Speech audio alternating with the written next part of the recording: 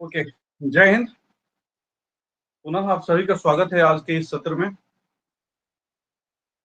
पिछली कक्षा में हम लोग पढ़े थे संधि।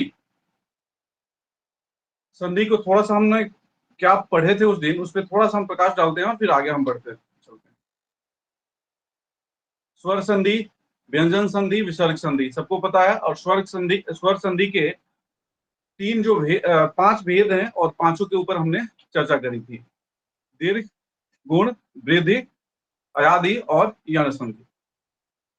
तो नॉर्मली क्या है कि आप लोग जब संधि पढ़ते हैं तो इतने अ ई उ री इतने सारे शब्द हैं, कंफ्यूजन हो जाता है कि याद नहीं रह पाता है बेसिकली कि किसका संधि किसके साथ हुआ, यह दीर्घ हुआ, गुण हुआ। कई बार हम लोग कंफ्यूज हो जाते हैं। तो हम क्यों ना मैथ के जैसे पढ़े आज।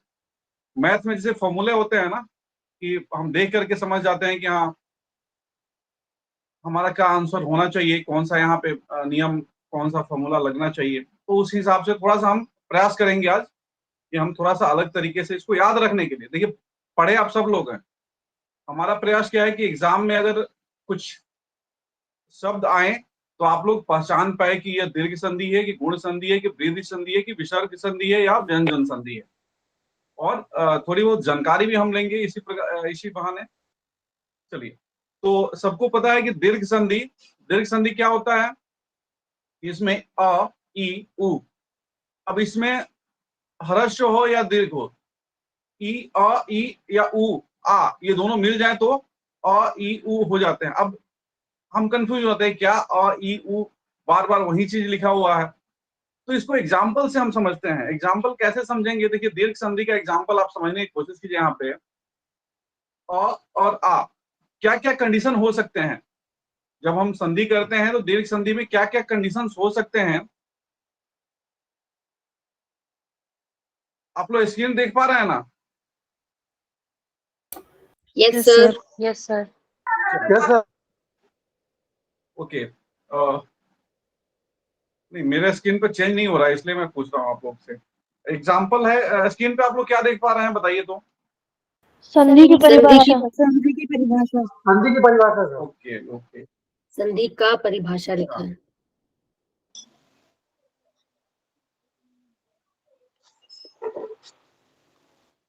और अभी सर एग्जाम्पल्स आ गए हैं। ओके, चलिए ठीक है। मेरा मोटो है एग्जाम्पल दिखाना ही।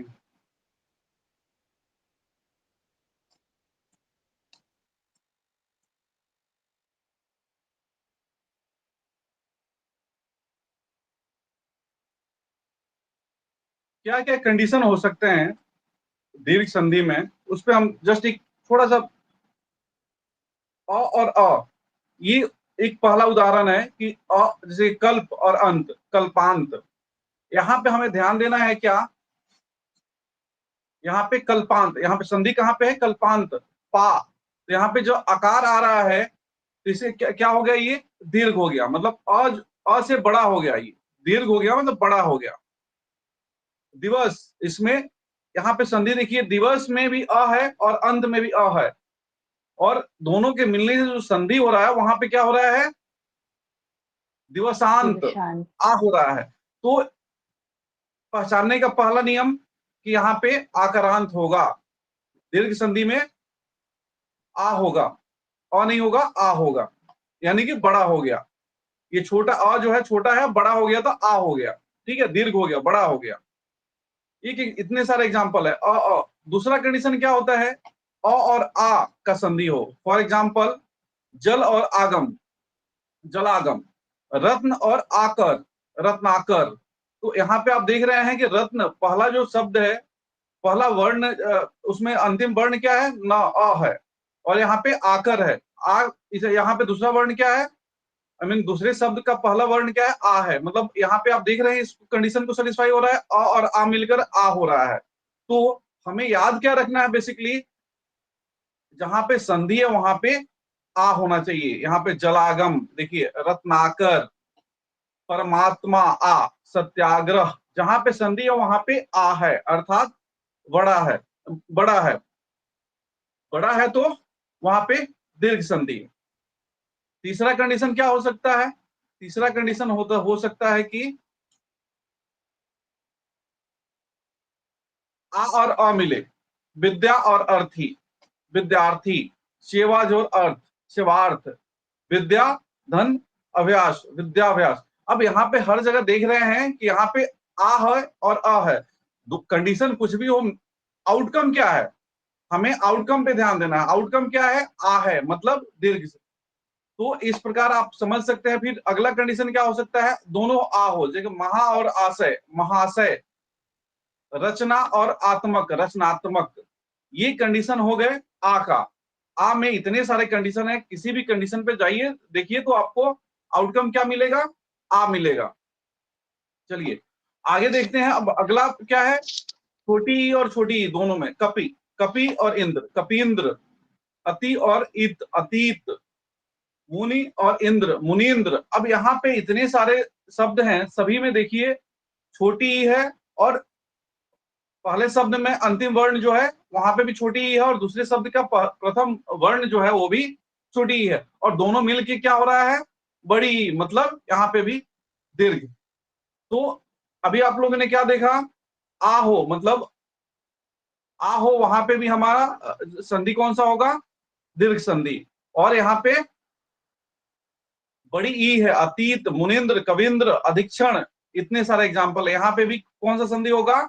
ई होगा, दीर्घ संधि होगा। चलिए अब कुछ और उदाहरण देख लेते हैं।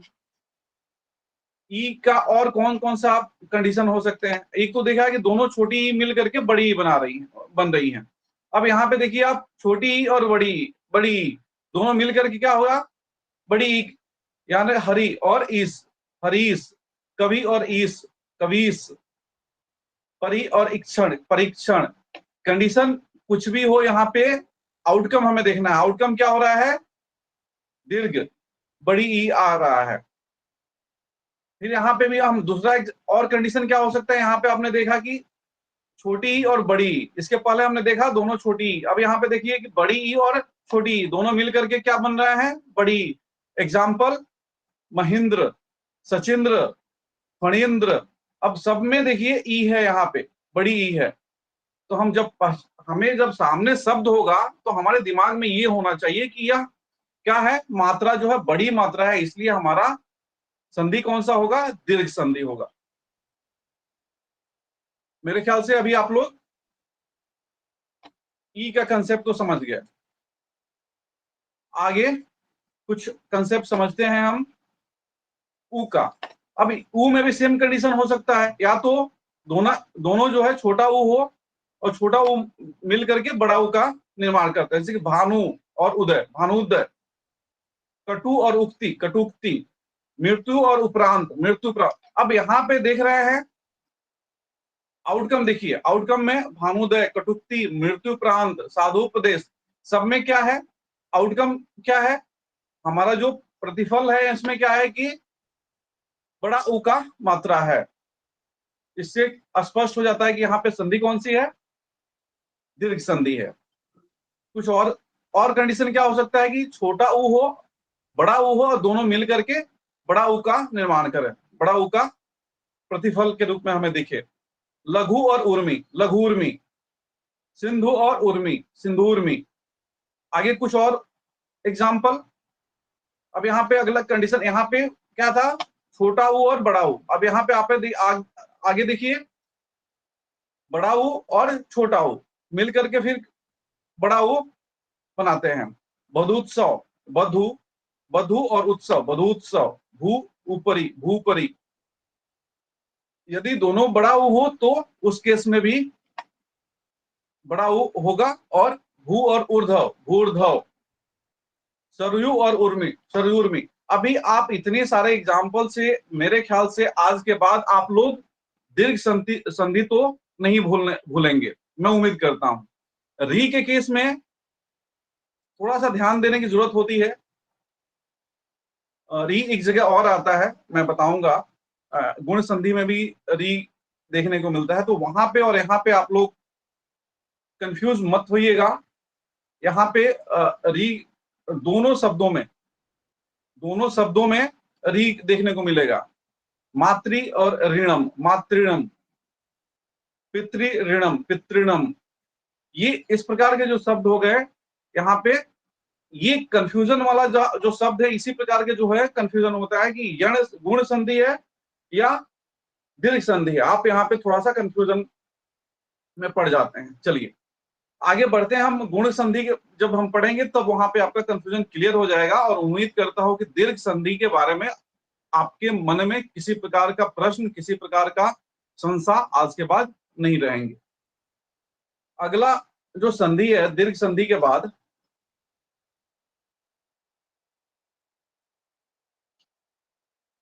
वो है गुण संधि। देखिए गुण संधि आप सबको पता है कि जैसे कि इसमें परिभाषा में लिखा हुआ है, और आप सब जानते हैं कि यदि अ और आ के आगे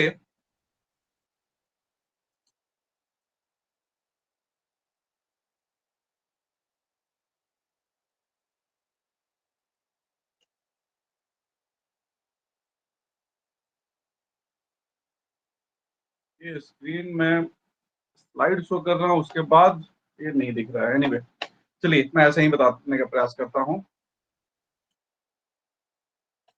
जब गुण संधि में क्या होता है कि अ और आ, इसका संधि किसके साथ होता है? या तो ई के साथ होगा, मतलब छोटी या बड़ी, या फिर छोटा ऊ और बड़ा ऊ, या फिर री। इन तीनों में से किसी के साथ संधि होगा, किसका?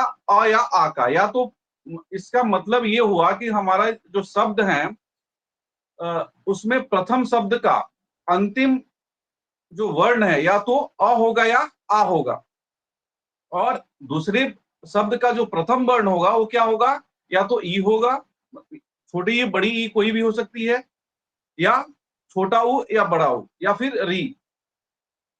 लेकिन अब फिर यहाँ पे हमें देखना क्या है? आउटकम। आउटकम क्या होता है?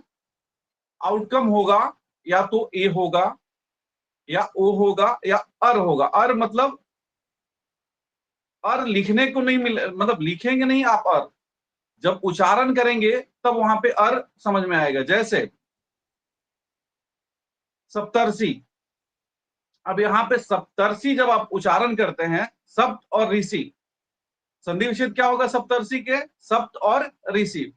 सप्त का प्रथम शब्द का सॉरी सप्त का दूसरा जो अंतिम जो वर्ण है वो क्या है? अ है, सप्त अ है, और ऋषि, और दोनों के मिलने से क्या होगा? सप्तर्षि। आप उदाहरण जब उच्चारण करते हैं तो क्या होता है? सप्तर्षि अर। यहाँ पे कौन सा शब्द आ रहा है? अर।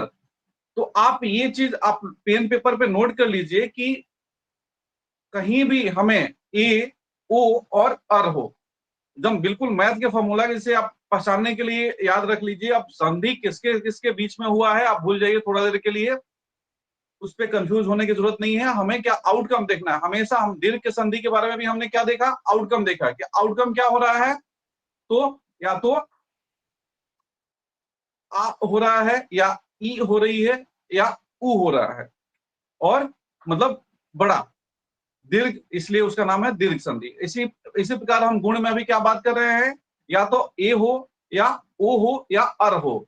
जैसे उदाहरण के तौर पे आप देख सकते हैं महा उत्सव, महोत्सव। अब यहाँ पे देख रहे हैं आ और उ का संधि हुआ। आ प्रथम शब्द में क्या है? आ, और दूसरे शब्द में क्या है? उ, और जो आउटकम हुआ, आउटकम क्या है? महोत्सव। वो आया यहाँ पे।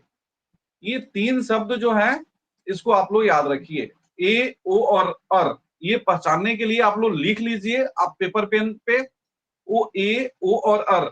ऐसा होने से क्या होगा? आप लोग हमेशा याद रखेंगे ए, ओ और अर हो। बार बार मैं रिपीट कर रहा हूं कि सो दैट कि आप कभी भूले नहीं। ए और ओ और अर हो तो हम वहां पे कौन सा संधि हम समझेंगे? गुण संधि। उदाहरण के तौर पर महोत्सव, नरेश, महेश, सुरेश इत्यादि, नरेंद्र, ये सब जो है कौन से संधि के उदाहरण है? गुण संधि। उसी प्रकार परोपकार, महोदय, ये सब ये सारे शब्द जो है गुण संधि के उदाहरण हैं। देवर्षि, राजर्षि, ये सभी शब्द क्या हैं? गुण संधि के उदाहरण है। तो आप लोग याद रहेगा ए, ओ और अर। चलिए आगे बढ़ते हैं।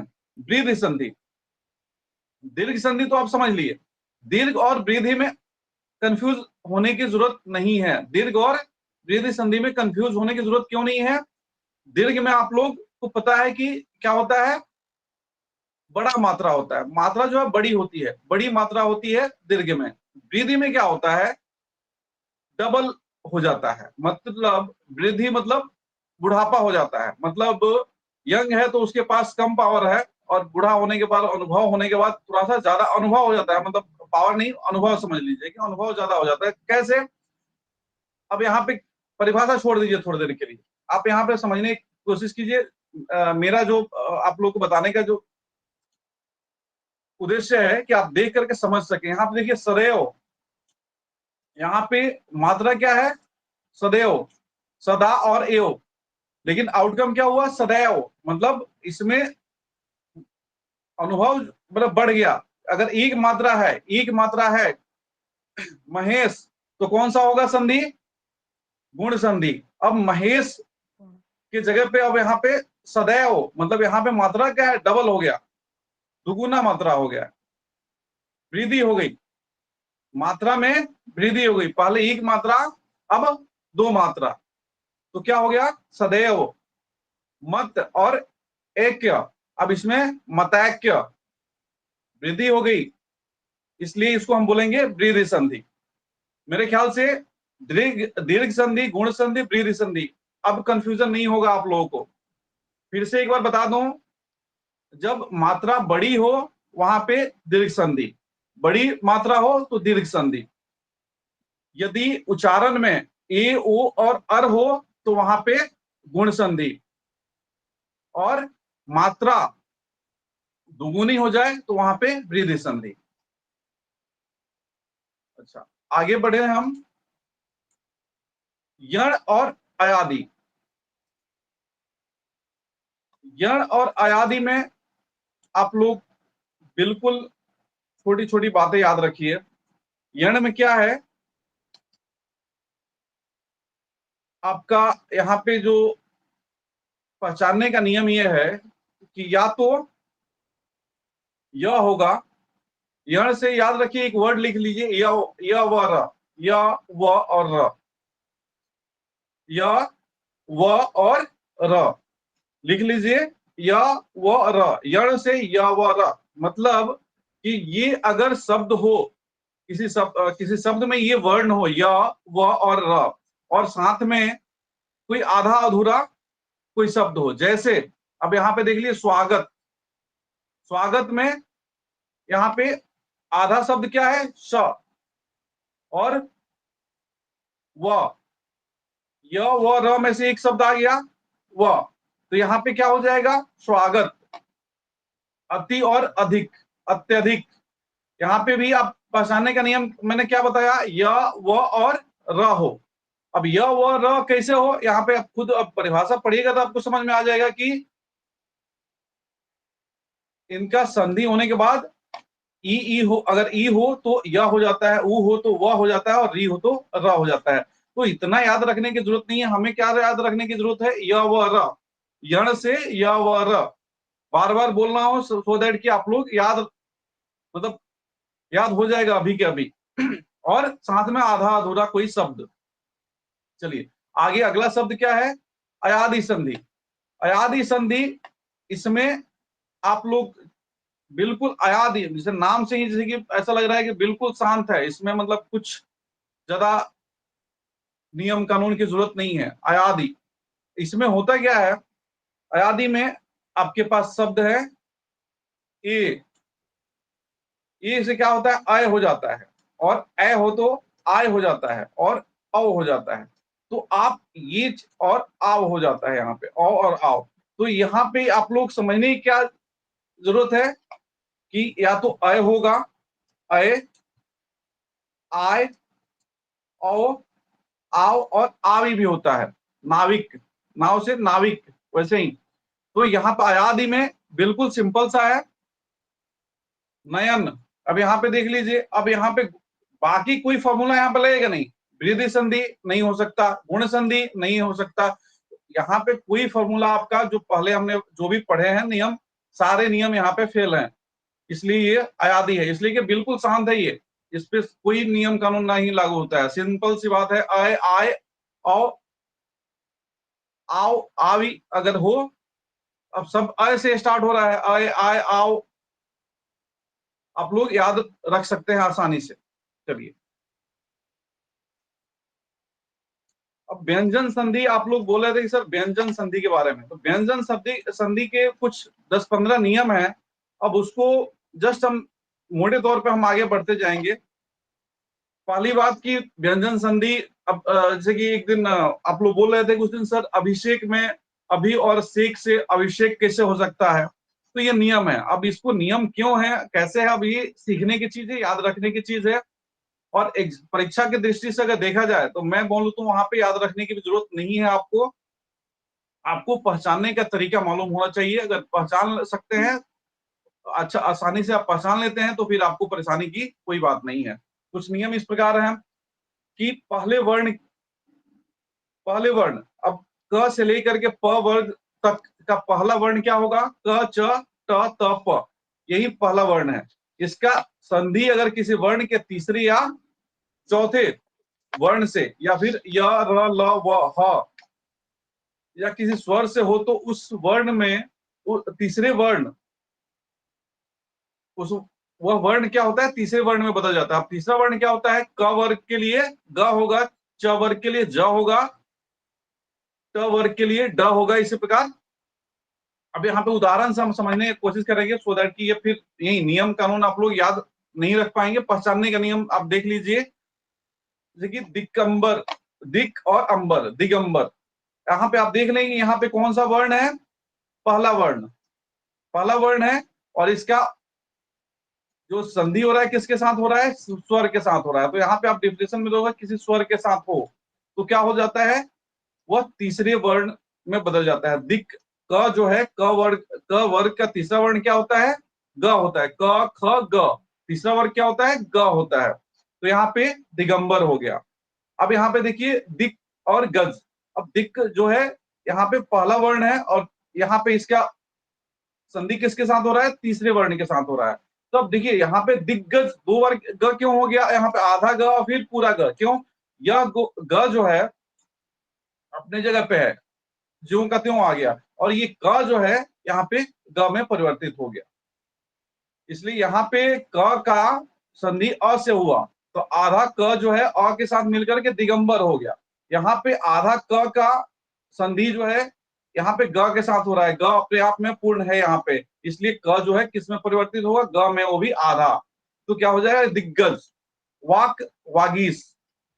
अब दूसरा है कि यहाँ पे अब क से ग में बदलने का आप उदाहरण देख सकते हैं कि मतलब क वर्ग का आप देख लिया, ऐसे ही आप च वर्ग का देखिए। च वर्ग में क्या होता है कि च वर्ग का तीसरा वर्ण क्या है, च छ ज, तो ज में बदल जाता है। उदाहरण अच और अंत, अजंत, च किसमें बदल गया, ज में, ठीक है। फिर यहाँ पे च और किस में बदल गया, ज में, अच आदि, आजादी। कुछ और भी उदाहरण है, देखिए ट वर्ग से ड में बदलने का किस कौन कौन से उदाहरण है, सट। अब सट जो है ट वर्ग का तीसरा वर्ण क्या है, ड, तो सट आनन मतलब सड़ानन, सड़ानन, छह हो मुख जिसके, सड़ानन। सट यंत्र, षड यंत्र, षड दर्शन, सट धन दर्शन, षड विकार, षट जोर धन विकार। अब यहाँ पे आप देख सकते हैं कि ट जो है, ट किस में बदल गया, ड में। यहाँ पे ट किस में बदल गया, ड में, अर्थात पहला वर्ण तीसरे वर्ण में परिवर्तित हो गया। आगे वैसे ही त वर्ग में भी देख सकते हैं, तत् उपरांत, तदुपरांत, सत आशय, सताशय, तद अंतर, तत् अंतर, उद्घाटन, उद्घाटन। अभी यहाँ पे क्लियर हो गया, प से ब में आप फिर देख सकते हैं अप और द, अब्द, अब, अप अधन ज, अब्ज। अभी आप यहाँ पे देख लिए व्यंजन का एक नियम तो आप लोगों को क्लियर हो गया। चलिए दूसरा नियम जो इंपॉर्टेंट है वो मैं बता रहा हूं आपको। दूसरा नियम क्या है कि यदि किसी वर्ग के प्रथम वर्ण से दूसरे अनुनासिक वर्ण हो तो प्रथम वर्ण के उसी के बदले उसी वर्ग का अनुनासिक अर्थात पंचम वर्ग हो जाता है। ऑलरेडी इसके बारे में आप लोगों को बताया गया है, फिर से हम दोहराते हैं कि जैसे कि वाक और मैं, और क वर्ग का पंचम अक्षर कौन सा होता है? अंग। तो ये इसको, इसका शब्द क्या हो जाएगा? वांग्मय, अपमय, अम्मय, दिक् मंडल, यहाँ पे दिंग मंडल, चित्तमय, चिन्मय। यहाँ पे जो त है, त का पंचम अक्षर क्या है? न है, तो यहाँ पे न हो गया।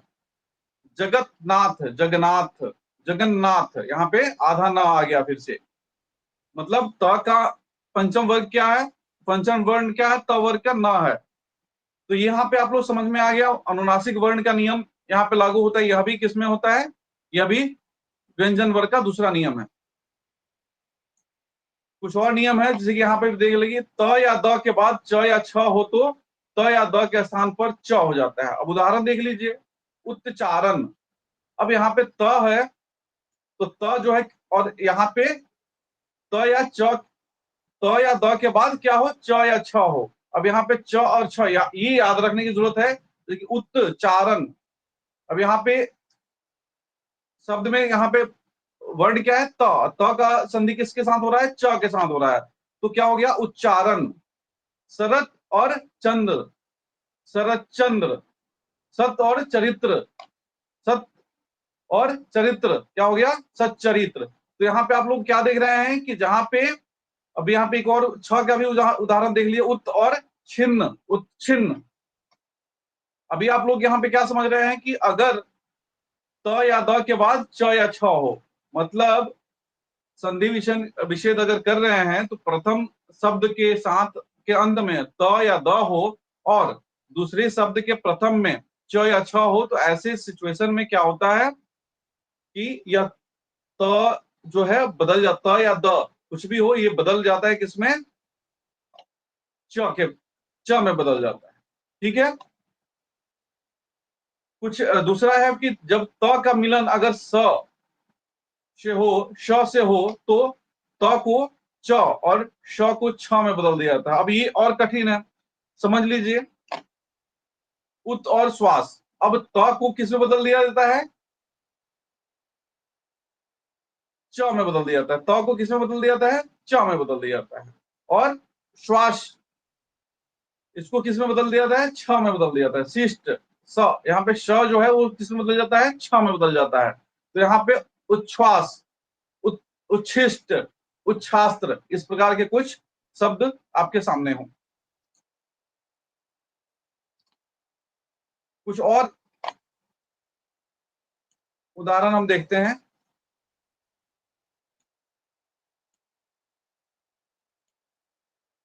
काफी बोरिंग है ना? No sir. चलिए ठीक। सर सबसे ज्यादा क्वेश्चन इसी में से आते हैं, इसीलिए ये बोरिंग नहीं है। इम्पोर्टेंट है। ओके, आज कुछ प्रश्न मैं इसलिए बता रहा हूं, अभी कुछ प्रश्न हम आपके सामने कुछ शब्द रखेंगे और लगभग 1000 शब्द है, इसलिए थोड़ा सा पहले आया। अब हम 9:30 तक आप लोग अभ्यास कीजिए। और मुझे ऐसा, मतलब मुझे ऐसा लग रहा है कि आज के बाद आप लोग संधि में तो मतलब आपको कंफ्यूजन नहीं हुआ कहीं भी।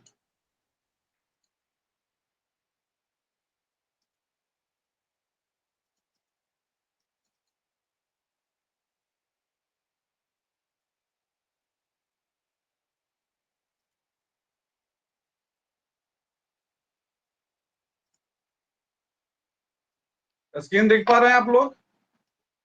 Yes sir. हाँ सर, यस सर। चलिए ठीक है।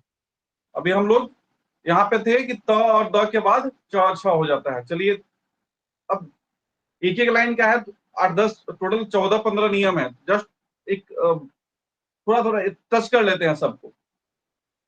अब त या द के आगे ज या झ हो, याद रखना मुश्किल है, मैं समझ सकता हूं, लेकिन आप लोग जब तक पढ़ेंगे नहीं तब तक ये जरूर है कि मतलब आज के बाद आप लोग समझ जाएंगे कि व्यंजन, स्वर और विसर्ग संधि में कहीं भी मतलब ऑप्शन हो तो आप लोग विकल्प तो गलत नहीं चुनेंगे, मैं मतलब इतना दावा करता हूं।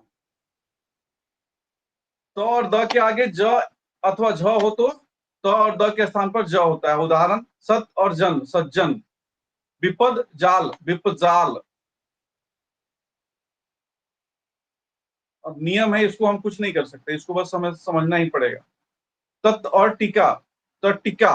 अब यहाँ पे त या द के बाद ट या ठ हो तो त और द के स्थान पर ट हो जाता है। जैसे तट, तत् और टीका, तट्टिका। सत और टीका, सट्टिका। त या द के बाद ड या ढ हो तो त और या द के स्थान पर ड हो सकता है। अब यहाँ पे एक चीज आप देख रहे हैं कि मैक्सिमम में क्या है, त या द, त या द। तो अब अगर एक साथ आप लोग पढ़ लें, त या द के बाद च और छ हो तो ये च में हो जाता है। त या द के आगे ज और झ हो तो ज में हो जाता है। त या द के बाद ट या ठ हो तो वो ट में बदल जाता है। त या द के बाद ड या ढ हो तो ड में बदल जाता है। उद्डयन, उड्डयन। त या द के बाद ल हो तो लू हो जाता है। सॉरी, लू नहीं होगा, ये ल के नीचे हलंत है, ल होगा, ल हो जाता है। तत्लीन, तल्लीन। ये जो है ना ल के नीचे हलंत है। तत् और लीन, तल्लीन। उत और लाश, उल्लास। यहाँ पे फिर नियम के हिसाब से अब त और द के बाद ल हो तो क्या हो जाता है, त या द के स्थान पे ल हो जाता है। उत और लेख, उल्लेख। फिर त या द के बाद श हो तो क्या हो जाता है, त या द का च हो जाता है। ऑलरेडी इसके बारे में मैं चर्चा कर चुका हूं, बता चुका हूं। त या द के बाद ह हो तो क्या हो सकता है, त या द के स्थान पर द और ह के स्थान पर पद हो जाता है। ध पद, ध हो जाता है, ह के स्थान हाँ, पर ध हो जाता है। यस, ये गलत है, टाइपिंग मिस्टेक है। ये ध हो जाता है, केवल ध होगा, ध हो जाता है, ये बद नहीं है, बद कुछ कुछ नहीं है।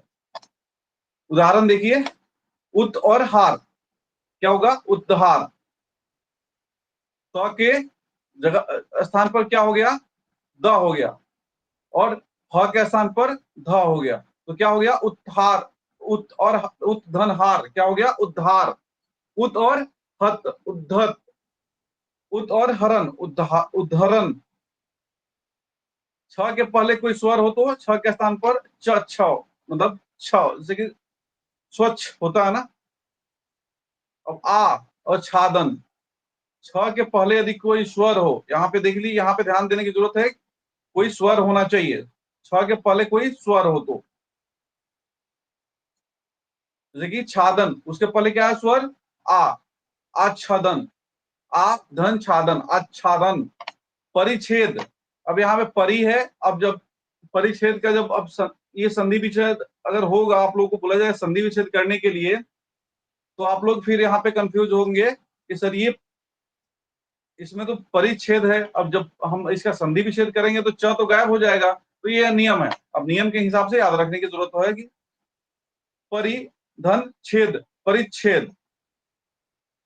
क्यों, यहाँ पे छ है और छ के पहले कौन सा स्वर आ रहा है, छोटी ई आ रही है, ई के साथ छ का संधि विच्छेद होगा तो यहाँ पे च आ जाएगा, परिच्छेद। अब यहाँ पे अभी तक हम यहाँ पे पढ़ रहे थे त या द का, 5-6 नियम जो है त और द से संबंधित है, एक बार आप लोग देख लीजिएगा। म के बाद य, र, ल, व, श, श, स, ह में कोई वर्ण हो तो म अनुस्वार में बदल जाता है। अब यहाँ पे देखिए, ये पंचम वर्ण, ये बहुत कई बार कंफ्यूजन होता है कि सर पंचम वर्ग में तो पंचम वर्ण का जो नियम है वो क से लेके प वर्ग तक लागू हो जाता है। य र वाला के साथ क्या कंडीशन है, तो वहां पे यहाँ पे ये चीज समझने की जरूरत है। जैसे कि म के बाद ये क्या है, सभी यर अलावा के वर्ण है, ये सारे जो है यर अलावा के वर्ण है। और इसमें क्या हो रहा है, समहार, संहार, संहार, यहाँ एक्चुअली संहार हम पढ़ते हैं, लेकिन यहाँ पे नियम के हिसाब से क्या बोलना है कि म अनुस्वार में बदल जाता है। तो यहाँ पे म नहीं है, ये संधि विच्छेद करेंगे तो म होगा, लेकिन जब हम उच्चारण करेंगे तो क्या होगा, न का साउंड आएगा वहां पे। संहार, संयोग, संयोग, सम धन योग, संयोग, यहाँ पे भी न का उच्चारण आ रहा है, लेकिन हम उच्चारण करेंगे तो सन और योग हम नहीं लिखेंगे। जब इसका संधि विच्छेद करेंगे तो सन और योग लिखेंगे तो गलत हो जाएगा। क्या लिखेंगे, सम और योग, संयोग, संवाद, संवाद। म के बाद किसी वर्ग का कोई अक्षर हो तो म के बदले अनुस्वार तथा उसी वर्ग का अनुनासिक वर्ण हो जाता है। अब यहाँ पे कुछ उदाहरण के से हम समझने की कोशिश करेंगे इसको। सम और कल्प, संकल्प। अब यहाँ पे संकल्प में न का जो यहाँ पे साउंड आ रहा है इस अनुनासिक की वजह से, तो वो न नहीं है, वो क्या है, क का पंचम वर्ण क्या है, अंग है। तो या तो संकल्प आप लिख सकते हैं ऐसे, लेकिन आप अगर इसको संकल्प ऐसे भी लिख रहे हैं तो भी सही होगा। संकल्प, यहाँ पे कौन सा पंचम वर्ण वाला नियम यहाँ पे लागू हो रहा है, और वहां पे संकल्प अंगा होगा। किंचित, अब यहाँ पे सर एक मिनट, जो ये संकल्प लिखा हुआ है तो ये मैं नए अनुस्वार में चेंज हो गया है क्या ऊपर, संकल्प? नहीं, देखिए यहाँ पे अगर म के बाद किसी वर्ग का कोई अक्षर हो, देखिए आप यहाँ पे किसी मतलब भी वर्ण का प्रथम वर्ग, पंचमाक्षर होता है तो वो अनुस्वार में तब्दील हो जाता है। हाँ अनुस्वार में तब्दील हो जाता है। यहाँ पे बात संधि विच्छेद में आपको कैसे पहचानेंगे उसकी बात हो रही है। अब यहाँ पे संकल्प है, तो संकल्प का आप जब संधि विच्छेद कीजिएगा तो सम और कल्प लिखिएगा, लेकिन ये मानक शब्द है। हालांकि आज के डेट में ये मानक शब्दावली में संकल्प नहीं मिलेगा, ये मानक शब्दावली में किंचित भी नहीं मिलेगा। मानक शब्दावली में आपको ये संकल्प मिलेगा, ये किंचित मिलेगा। आप ऐसे लिख सकते हैं, गलत नहीं है, लेकिन मानक शब्द के हिसाब से आपको क्या लिखने हैं, संकल्प ऐसे लिखने हैं। यहाँ पे समझने की कोशिश करना है कि यहाँ पे संकल्प जो है इसमें सम और कल्प है, लेकिन यहाँ पे जो उच्चारण है वो न का नहीं है, वो किसका है, इसका पंचम अक्षर का है। पंचम अक्षर क्या, अंग है यहाँ पे। नहीं, अण। जी बोलिए। जी सर, आप करिए कंटिन्यू, समझ गई मैं आप बोल रहे हो। Okay okay. अब यहाँ पे किंचित, किंचित में देखिए किम और चित, यहाँ पे म है, म के बाद यहाँ पे च आया, चित, किंचित। यहाँ पे भी न अनुस्वार हो रहा है, लेकिन यहाँ पे ये क्या है, य है। च का पंचम वर्ण क्या है, य है, तो यहाँ पे साउंड किसका आएगा, य का आएगा। सम और तोष, संतोष अथवा संतोष, ये तो अगर किसी का नाम है तो उसके ऊपर डिपेंड करता है वो कैसे लिखेगा। संपूर्ण, सम और पूर्ण। चलिए कुछ और नियम है, 2 और नियम है, देख लेते हैं, उसके बाद हम आगे प्रश्नोत्तरी पे बढ़ते हैं। एक नियम ये है कि री, र और श के बाद न हो और इनके बीच में कोई स्वर क वर्ग, प वर्ग, अनुस्वार य व ह आता हो तो न का न हो जाता है। अब जैसे भरन, भर र है यहाँ पे और उसके बाद न है, तो वहां पे क्या हो जाएगा, ण हो जाएगा, भरण। भूषण, भूष, और यहाँ पे अन्न, न जो है परिवर्तित हो जाएगा ण में। प्रमाण, यहाँ पे भी न परिवर्तित हो गया ण में। तृष्णा, यहाँ पे ना जो है परिवर्तित हो गया ण में। तो ये व्यंजन संधि के नियम है, जिसके वजह से ये शब्द जो है हम देख रहे हैं कि जो न है हमारा परिवर्तित हो गया ण में। ये जस्ट आपकी जानकारी के लिए, यदि आपको कहीं कोई पूछता है या फिर कहीं बताने के मतलब इस प्रकार के कुछ दिखते हैं तो आप लोग एक्सप्लेन कर सकें। एक और शब्द है, एक और नियम है, अंतिम नियम, जिसके अनुसार उस दिन आप लोगों ने पूछा था कि सर ये कैसे हो गया, अभिषेक का अभिषेक कैसे हो गया, अभी और शेक अभिषेक हो गया। तो ये एक नियम है कि स के पहले किसी शब्द के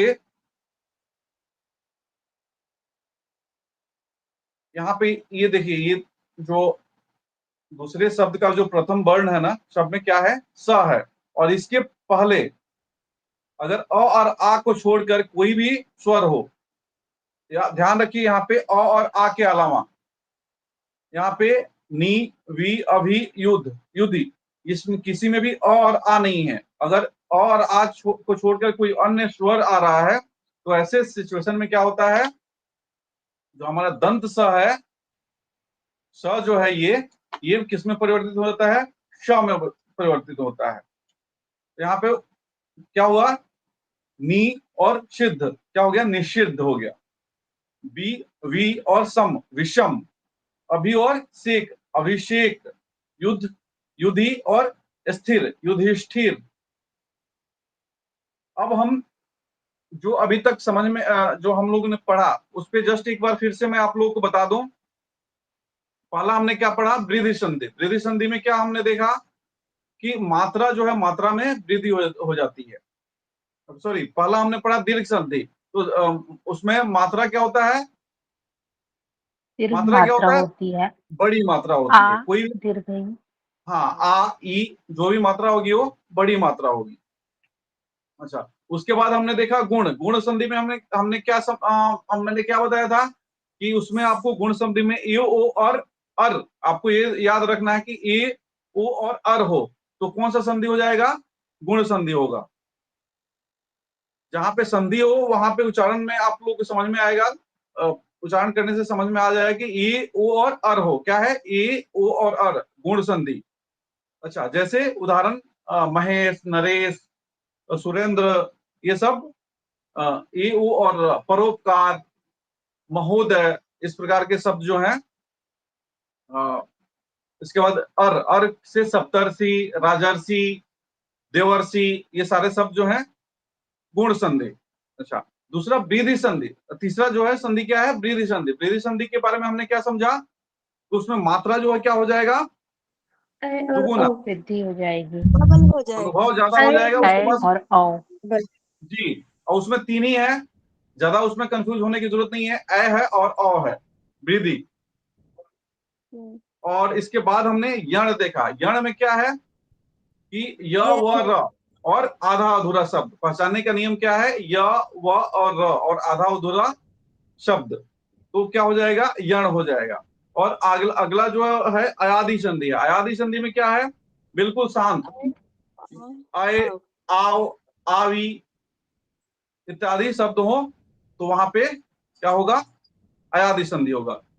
व्यंजन का अपने इतने सारे नियम है, नियम तो जस्ट एक बार जानकारी के लिए है, लेकिन हमें पहचानने के लिए वहां पे शायद हम सब देखेंगे तो हम पहचान लेंगे।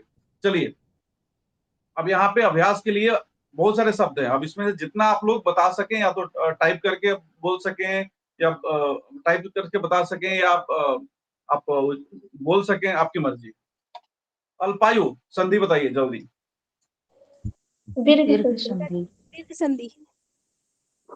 बिल्कुल, अल्पायु दीर्घ संधि।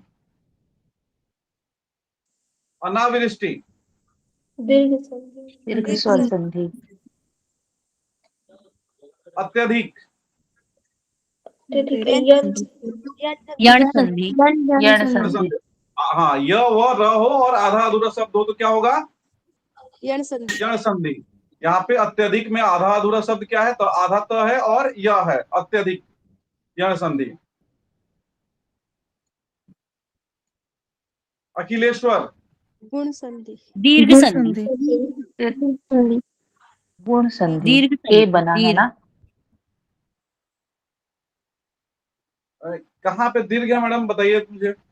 नहीं सर, गुण संधि। गुण संधि क्योंकि एक ही मात्रा आ रही है ले पर। तो ये ए की मात्रा के लिए तो मैंने क्या बताया था, ए ओ र, ए ओ और अर, ये के लिए मैं बताया था ना। हाँ यहाँ पे ये गलत लिखा हुआ है, यहाँ पे ला होगा, यहाँ पे ला लेस होगा, अखिल जी और ईश्वर, जी अखिलेश्वर, जी इसलिए सर। कंफ्यूजन हो रहा होगा। तो यहाँ पे मैंने क्या बताया था, ए ओ और अर, यहाँ पे अखिलेश्वर, यहाँ पे संधि है ना अखिलेश्वर में, हाँ तो इसके जी वो पहचानने का नियम कंफ्यूजन। क्या है, ए ओ और अर हो तो कौन सी संधि होगी, गुण। ए ओ और अर अगर हो तो कौन सी संधि, गुण गुण संधि। संधि। उदाहरण में मैं बताया था महेश, ये है महेश, सुरेश,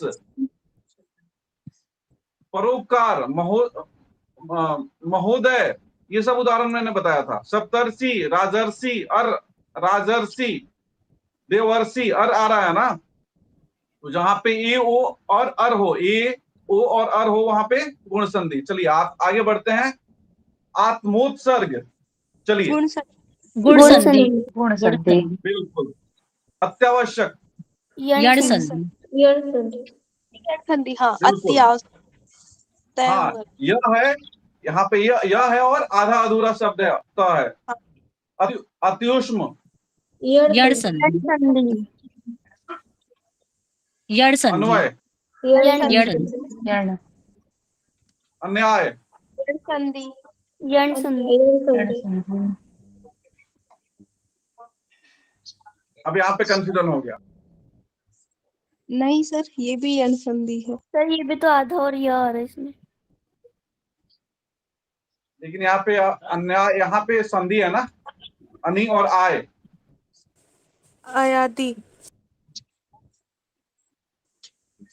नहीं सर यड़ी है। लेकिन सर अयादी में तो ए अय ओ औ के बाद कोई भिन्न स्वर आता है तब है। हाँ जी ये तो सर। यण ही होना चाहिए। हाँ ये तो यण। यण संधि में मैंने आपको क्या बताया था, य व और र हो और आधा अधूरा शब्द हो। लेकिन अब यहाँ पे देखिए अन्याय है, अब यहाँ पे दीर्घ संधि नहीं है।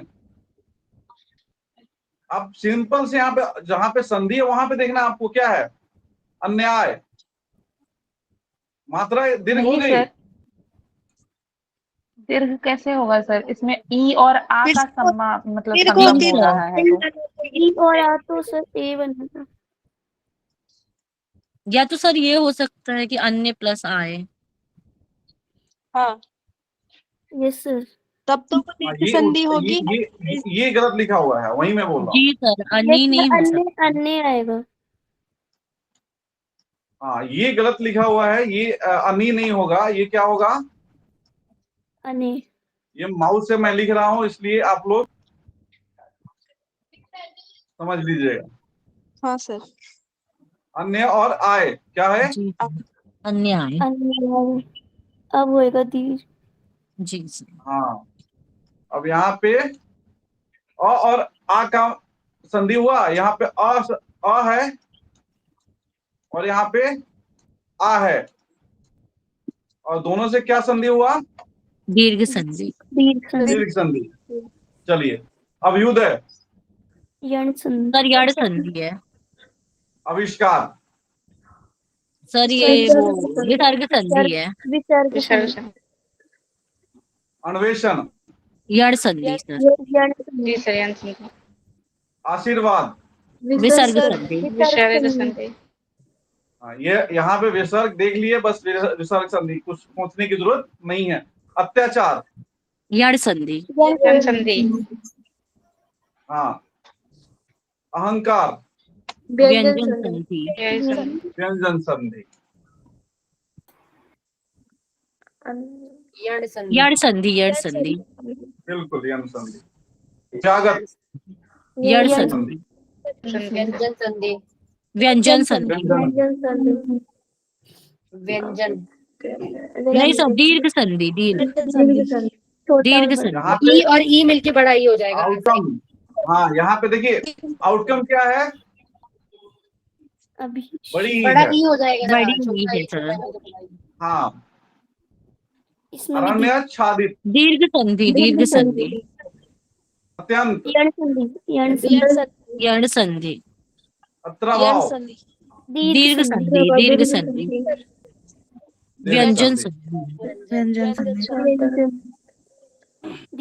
दीर्घ संधि, दीर्घ संधि, दीर्घ संधि। यस, बिल्कुल, ज्यादा कंफ्यूजन नहीं है। यहाँ पे देखिए बड़ी मात्रा है दीर्घ संधि।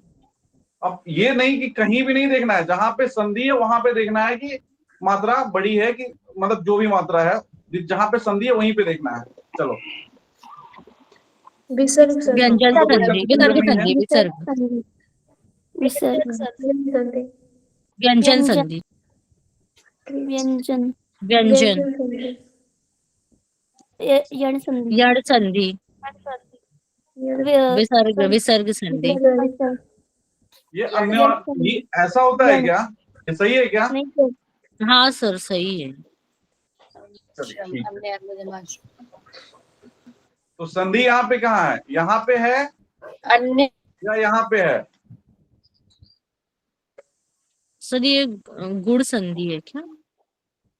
दोनों ही जगह संधि है सर। सर एक गुण में तो आ संधि, रही है, एक में गुण संधि और एक में आ रही इसके है हिसाब से अन्योन्य, अन्योन्य जहाँ पे हो गई है तो गुण संधि हो जाएगा। ये ओ और, जैसे मैं बताया, यहाँ पे ओ आ रहा है तो गुण संधि हो जाएगा। यहाँ पे जी, य और आ हो रहा है, यहाँ पे वृद्धि दीर्घ संधि हो जाएगा। संधि। तो सर सॉरी, ये कौन सी है? दीर्घ संधि हो जाएगा। सर और एनीवे, ऊपर तक अब कौन सी संधि बोलेंगे? इस प्रकार से प्रश्न नहीं पूछेंगे। जस्ट यहाँ पे दो आपको विषय दिए गए हैं, जस्ट आपको मतलब समझने के लिए। अब यहाँ पे अन्य और अन्य दीर्घ, क्या होगा? दीर्घ संधि, दीर्घ संधि, विसर्ग विसर्ग, संधि। विसर्ग संधि, व्यंजन, गुण संधि, गुण संधि, हाँ। यण यण संधि, संधि, विसर्ग संधि, विसर्ग विसर्ग संधि, विसर्ग संधि, विसर्ग संधि,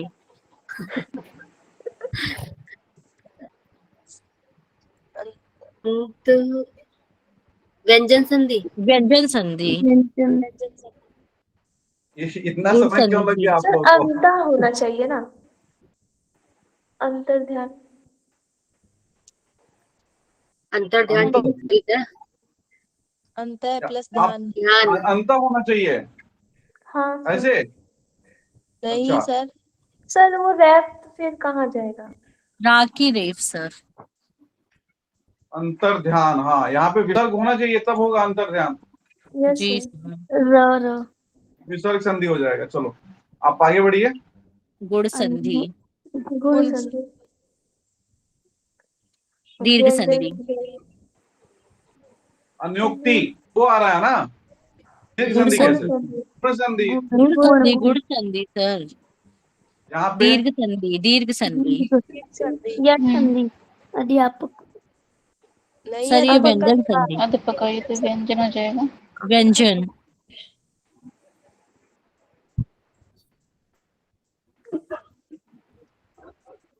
यहाँ पे गुण, गुण संधि सर। बड़ा हुआ है ना तो गुण कैसे हो दीर्घ दीर्घ संधि दीर्घ, दीर्घ, अनूप हाँ, बन दीर्घ, रहा है। अनूप, यहाँ पे इसीलिए मैं अंडरलाइन भी अनूप। जी सर, जी सर। यहाँ पे दीर्घ संधि, नहीं छोटा छोटा हुआ है, गुण संधि, गुण नहीं, गुण भी नहीं होगा बताइए बताइए।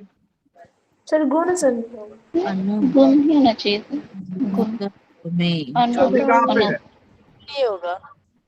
अनु में हाँ, यहाँ गुण पे नहीं संधि होगा है ना? क्योंकि ए ओ की मात्रा होती है गुण। यहाँ पे संधि है, और गुण संधि के लिए मैंने क्या बताया? ए, ओ और अर होना चाहिए।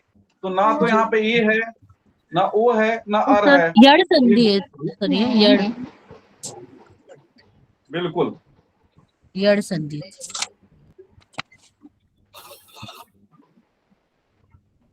व्यंजन संधि, सर उसमें कौन सी संधि थी, एक बार कंफर्म करके बताइए।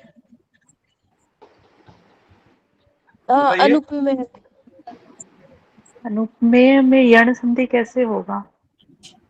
यण तो इसमें तो होगा नहीं, दीर्घ ही होना चाहिए। हाँ, यण इसलिए नहीं होगा कि यण में क्या है, आधा अधूरा शब्द होना चाहिए, य व और ये और पे होना चाहिए। होना चाहिए, य व र, य य व व र। र।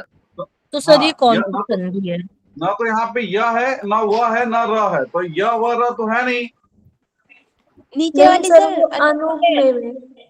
तो सर इसका विच्छेद क्या होगा सर, जैसे अनुपमेय का विच्छेद? अनुपमेय में अनु उपमेय अनु और अनु क्यों नहीं है सर इसके विच्छेद में? वही वही मतलब एक चीज देखिए, एक ये सेकंड, देखो नीचे वाली अनुपमेय। यहाँ पे ये मात्रा देखिए, मात्रा कौन सी है, बड़ी मात्रा है। दीर्घ बड़ी मात्रा जब होगा तो दीर्घ दीर्घ संधि। दीर्घ संधि। कंफ्यूजन की कोई जरूरत? सर मैं अनुपमेय वाली बोल रही जी उसमें सर, छोटा है, अनुपमेय वाली। छोटा हुआ है उसमें, हूँ, दूसरा समझा रहे हो। नीचे वाला। सर हाँ, ये नीचे अनुपमेय में वाला। अन जोड़ उपमेय की जगह अनु जोड़ उपमेय होना चाहिए। हाँ सर, अनु प्लस उपमेय तो उ उपमेय होना प्लस चाहिए।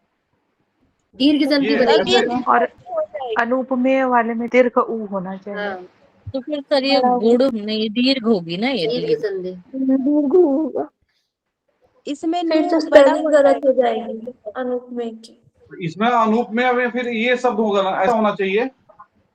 हाँ, तो सर ये तो नहीं गलत सर सर, अब सही है, दीर्घ तो अब ऐसे ही तो सही होगा। है ना। अनूप में अगर दीर्घ शब्द, अगर ये छोटी ऊ की मात्रा है तब तो दीर्घ का तो सवाल ही नहीं उत्पन्न होता है, या तो शब्द जो है गलत टाइप हुआ होगा। अच्छा, अनूप यहाँ पे हम ऐसे पढ़ रहे हैं तो अपमेय जो है वो भी मेरे ख्याल से ऐसे ही होना चाहिए। Yes sir, yes yes sir. Sir अब सही है। अनूप में मतलब यहाँ पे छोटी ना होकर के बड़ी मात्रा होना चाहिए, राइट। हाँ सर। चलो,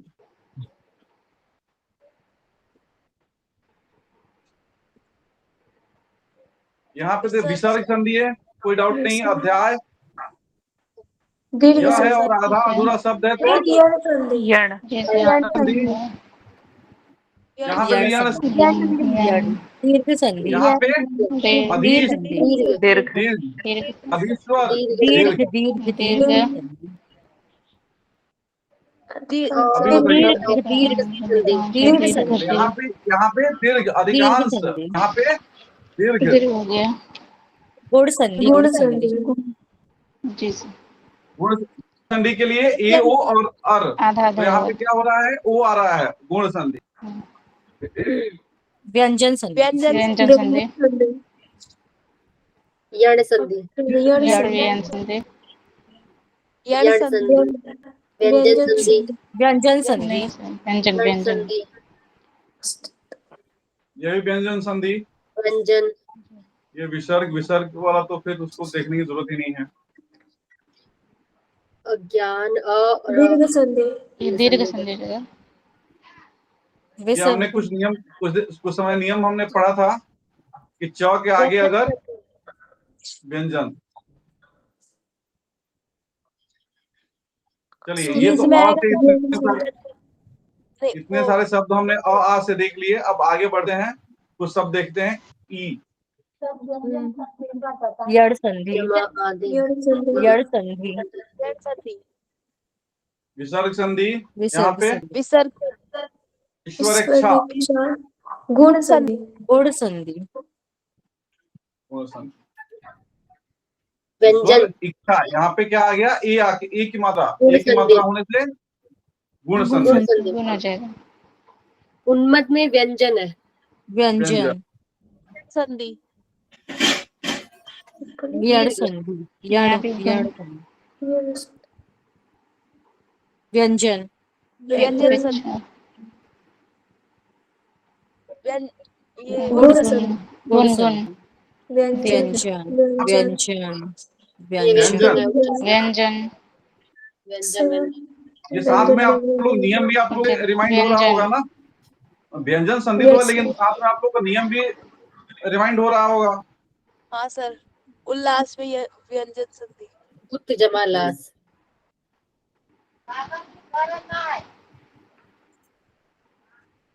चलिए, ये बताइए,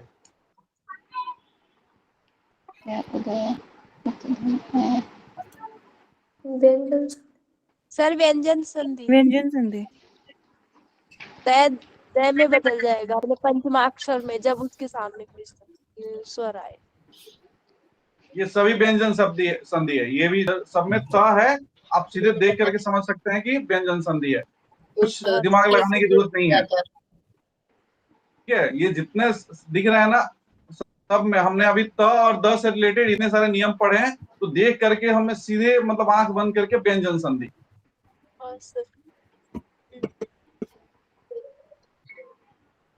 सारे व्यंजन संधि।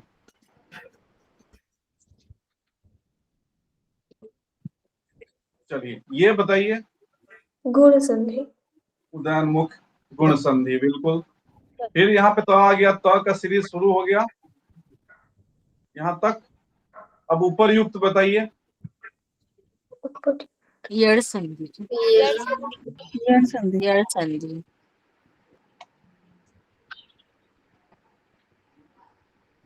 उपयोगिता। गुण संधि। गुण संधि। गुण संधि वो है गुण संधि। उपनिदेशक, ये गलत सर है, एक ये गलत है, ऐसा नहीं होना चाहिए सर जी। उपयोगिता में कोई चेंज उपसमानुदेशक। नहीं हो रखा है, सेम एज इट लिख दिया गया है। गुण संधि होगा ना उपयोगिता में। संधि विच्छेद बोल रहे हैं सर वो।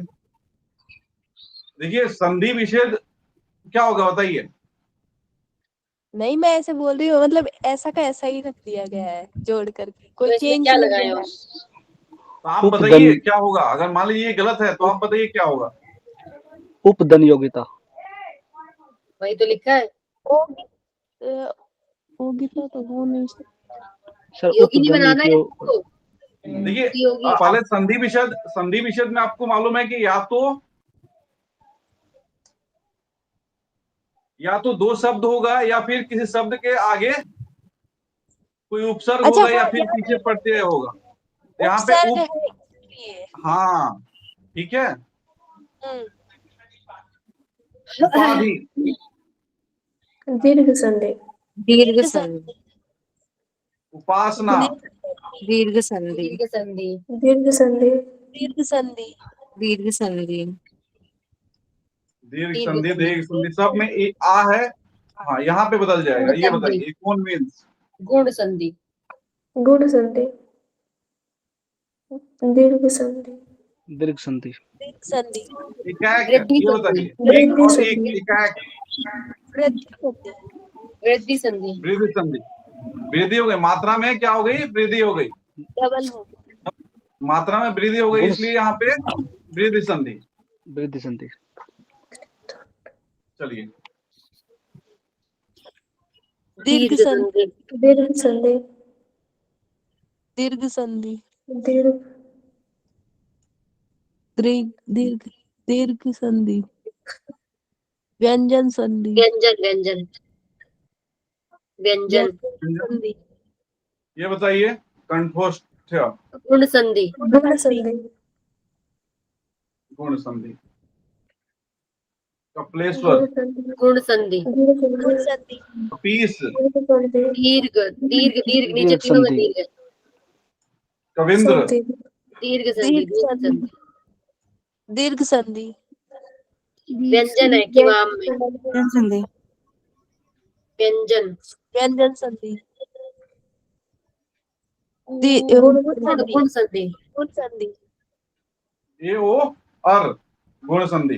गुण संधि। दीर्घ संधि। दीर्घ संधि। दीर्घ है, दीर्घ है, सब दीर्घ है, इस सब में दीर्घ संधि है। कोषाध्यक्ष, ये बताइए कौमी।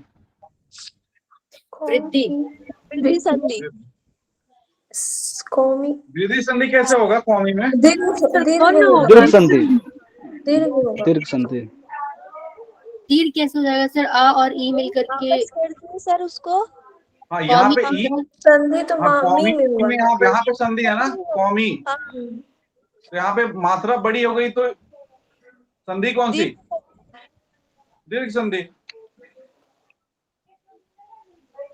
दीर्घ संधि। दीर्घ संधि। दीर्घ संधि। चलिए यहाँ पे बताइए खटमल। खटमल से खाट कैसे हो गया ये। खाट में खटमल। सर खट और मल अलग अलग होना चाहिए था ना, खाट कैसे हो गया? देखिए अब खट शब्द तो होता नहीं है कुछ, खाट हमें मालूम है। तो खाट चलिए में होता आपके है हिसाब से खटमल। हम खैर हमने यहाँ पे अभी मान लिए हमारा खट है यहाँ पे, ठीक है। आपके हिसाब से खट है, खटमल। चलिए ठीक है, खटमल में संधि कौन सा है वो बताइए। अ और म नहीं। व्यंजन संधि।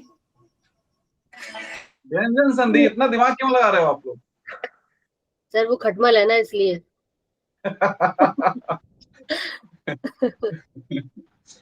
गवीस। वृद्धि। नहीं, अयादी संधि। दीर्घ संधि। नहीं नहीं, ये आ गया, अयादी तो हो गई नहीं। आयादी कैसे होगा? नहीं सर, बड़ा गवीस ही में है। आयादी कैसे होगा? गोबीच आ गया। नहीं, हाँ, गुण में तो ए हमें और होता है। मात्रा, हमें मात्रा देखिए ना, बड़ी मात्रा है ना, दीर्घ क्यों संधि दिमाग दिख रही है। देखिए, ज्यादा दिमाग नहीं लगाना है, मात्रा देखिए आप। गवीस, वृद्धि। वृद्धि नहीं, सॉरी, दीर्घ। दीर्घ सर, दीर्घ। दीर्घ, वृद्धि नहीं। गणेश। गुण संधि। गुण संधि। हाँ। वृद्धि संधि। वृद्धि संधि। कहाँ पे गुण वृद्धि संधि? संधि। गुण संधि। गुण गुण गुण नीचे वाले में वृद्धि है, गंगेश्वर में। वृद्धि। हाँ। गुण संधि गुण ग्रामोद्धार में। संधि। गयन ये हो गया अयादी। अयादी संधि। यार देखिए, मैं आदि के बारे में मैं बताते हुए अभी क्या बोला था कि कोई फॉर्मूला यहाँ पे काम नहीं करता, यहाँ पे कुछ नहीं है, कोई मात्रा कुछ नहीं है। गायन एकदम बिल्कुल सिंपल सा है। अयादी में का यही एक पहचानने का तरीका है कि तुम बिल्कुल सिंपल सा हो, वहां पे आप समझिए कि गायन, पवन, नयन, ये सारे शब्द जो हैं आपके अयादी के उदाहरण हैं। गिरिंद्र। दीर्घ। संधि। दीर्घ संधि। पूरा। गुण। गुण संधि। गुण संधि। आ और ई मिलके ए हो गया। हाँ। व्यंजन संधि। व्यंजन संधि। दीर्घ संधि। दीर्घ। दीर्घ यण। यण संधि। यण संधि। यण कहाँ से होगा? यण होगा। आ की मात्रा मिल रही है, दीर्घ संधि। और हाँ, दीर्घ संधि। हाँ, दीर्घ संधि। दीर्घ। और दीर्घ दीर्घ। दीर्घ। दीर्घ संधि। दीर्घ संधि। घुड़दौड़ में आ और ओ। वृद्धि संधि। वृद्धि।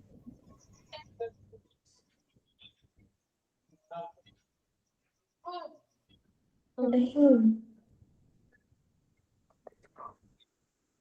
घुड़दौड़ का संधि विच्छेद ऐसे ही होता है। व्यंजन संधि। हाँ सर। हाँ सर। घोड़ा दौड़। हाँ। तो जब यहाँ पे अगर संधि विच्छेद यही होता है तो फिर यहाँ पे आप कौन सा स्वर संधि है, कौन सा, थोड़ा सा बताइए हमें कैसे है स्वर संधि? तो व्यंजन संधि होगा ना। व्यंजन संधि।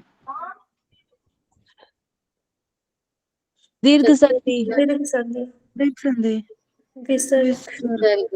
विसर्ग संधि। गुण संधि। गुण संधि। संधि। दीर्घ दीर्घ संधि। संधि। दीर्घ संधि। विसर्ग। विसर्ग संधि। अयादी। अयादी संधि। अयादी संधि। दीर्घ संधि। दीर्घ संधि। व्यंजन संधि। व्यंजन संधि। व्यंजन नीचे संधि। वाले में विसर्ग संधि। विसर्ग। विसर्ग। विसर्ग संधि। चूड़ांत क्या होता है? संधि। ये दीर्घ संधि। ये छिद्रान्वेषी। छिद्र, छिद्र और अन्वेषी। अन्वेषी।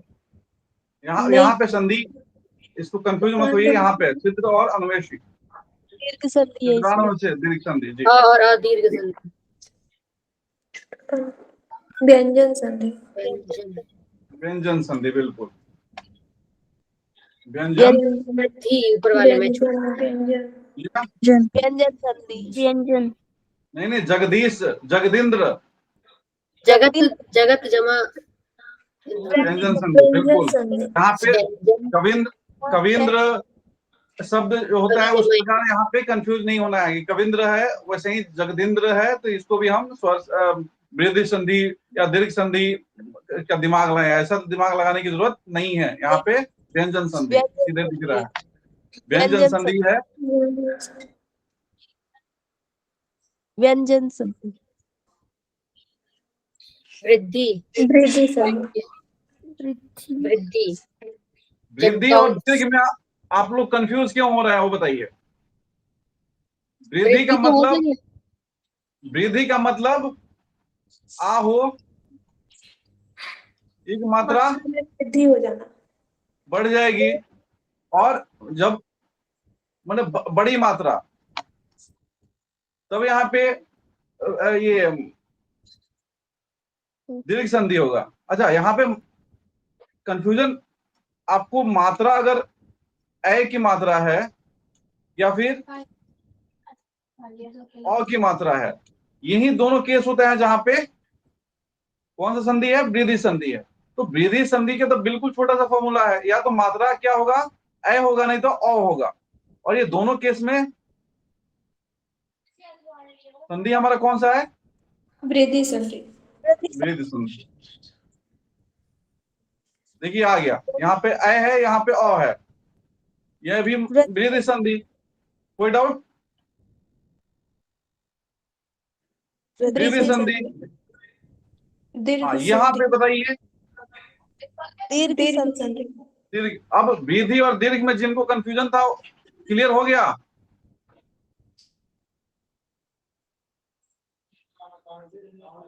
वृद्धि संधि, दीर्घ संधि, दीर्घ संधि, दीर्घ संधि,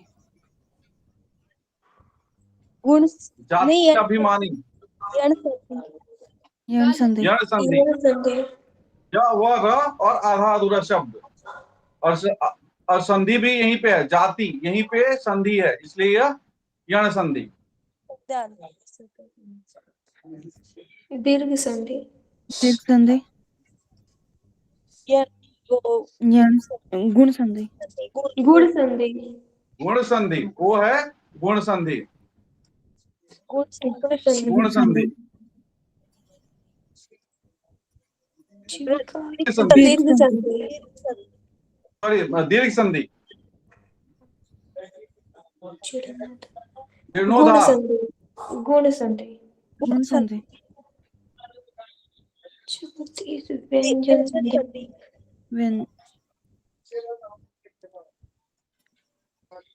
संधि, गुण संधि, गुण संधि, ये ओ अर क्या होगा, गुण गुण संधि, संधि।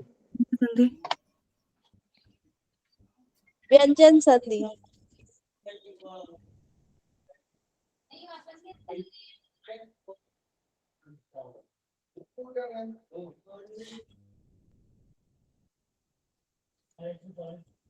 वृद्धि संधि, व्यंजन संधि, व्यंजन संधि,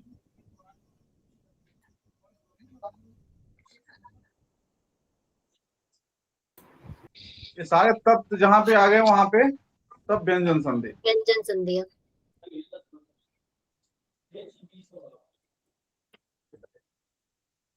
चलिए, गुण संधि, गुण संधि, विसर्ग संधि, दू जमा नीति, धावा दीर्घ नल, संधि, दीर्घ संधि, व्यंजन संधि, संधि, विसर्ग व्यंजन संधि, संधि, विसर्ग विसर्ग। देवर्षि में गुण अर संधि, होगा, गुण संधि। गुण संधि, नीचे विसर्ग संधि, विसर्ग व्यंजन आ गया। देवेश गुण में गुण संधि, संधि, गुण संधि, सर्ग विसर्ग देवी, ई और आ, यण यण यण संधि, यण, दिव्यागम।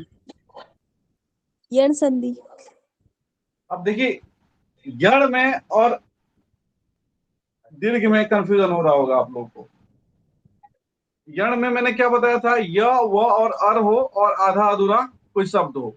अब यहाँ पे आपको देखने की जरूरत है कि संधि कहाँ पे है, यहाँ पे है, ना कि यहाँ पे है। तब ई और आ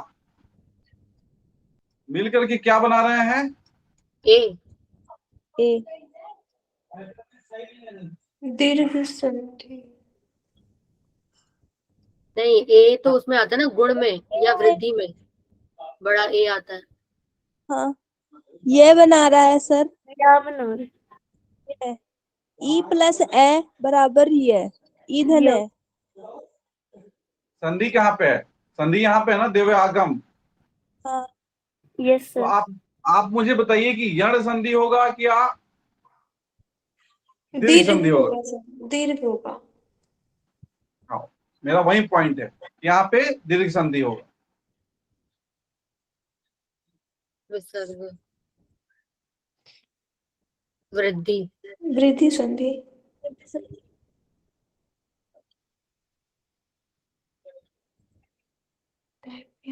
ई और अंग, दीर्घ, ये बताइए। वृद्धि, वृद्धि संधि।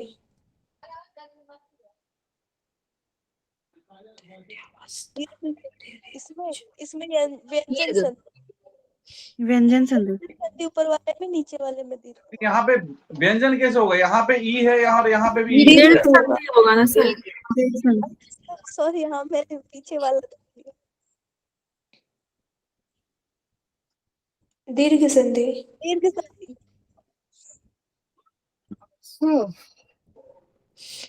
ओके, बैठो।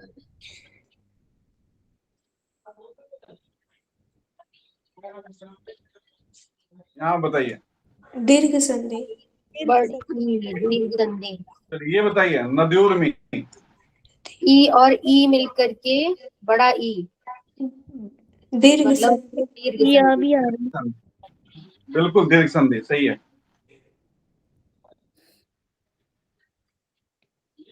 नदीश, दीर्घ दीर्घ संधि। संधि। सर। नारिंदु, दीर्घ संधि। दीर्घ संधि, नरेश, गुण संधि। गुण। नवोढ़ा, गुण संधि, गुण। न्यून, दीर्घ, ई और ई, दीर्घ संधि। नहीं नहीं, ऊ है, ई और ई नहीं है। या तो और यण आधा। होगा, यहाँ पे क्या होगा? यण संधि। यण संधि। यण होगा। अब देखिए कई बार ना इसको आप यण में भी कंसीडर कर सकते हैं और दीर्घ में भी कंसीडर कर सकते हैं, लेकिन अब विकल्प आपके पास दोनों में से एक ही रहेगा, उसके हिसाब से आपको टिक करने पड़ेंगे। Okay sir. अ और अ, दीर्घ संधि, दीर्घ संधि।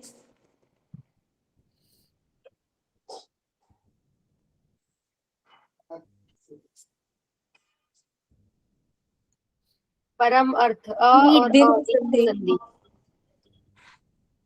बिल्कुल दीर्घ है।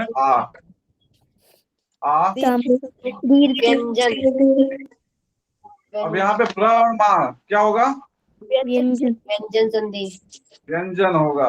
यहाँ पे विसर्ग, सर। हाँ, यहाँ पे गुण गुण संधि, गुण संधि, गुण संधि। गुण संधि। संधि, गुण संधि। संधि, गुण नहीं, प्रतिगमय, यण नहीं। यण यण संधि। संधि। हाँ, यण संधि होगा। हाँ क्या सर, हुआ? जवाब में से कुछ भी हो और आधा अधूरा शब्द हो, प्रतीक। यण संधि। यण संधि, यण संधि। यण संधि। प्रतिजमय, यण यण संधि। यण संधि। पावक, अयादि, अयाद। आदि शक्ति, अयादि, आदि शक्ति आदि। अयादि संधि। अयादि। परीक्षा, दीर्घ संधि। दीर्घ संधि, दीर्घ, दीर्घ संधि। अयादि अयाद। संधि। तो बताइए, पवित्र, अयादि। अयादि, अयाद। यण। यण यण संधि। यण संधि। अयादि संधि। अयादी अयादी हाँ। ओके, तो मेरे ख्याल से हमने बहुत सारे प्रश्न कर लिए और आधे लोग चले भी गए।